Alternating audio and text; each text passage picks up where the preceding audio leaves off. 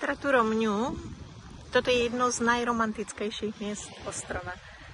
Na tomto mieste sa podľa gréckych mýtov zrodila bohyňa Afrodita, bohyňa lásky, krásy a plodnosti.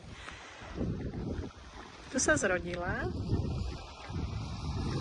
a tento tu kameň vzadu, čierny, to je ona, Afrodita, leží v mori, odpočíva.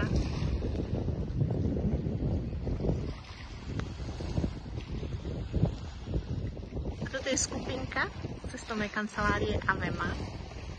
Hľadajú srdiečka, pretože tie grécke báje hovoria, že ak na tomto mieste sa podarí niekomu nájsť si kamienok v tvare srdca, že je to pre neho záruka od Afrodity, že láska ho nikdy neopustí.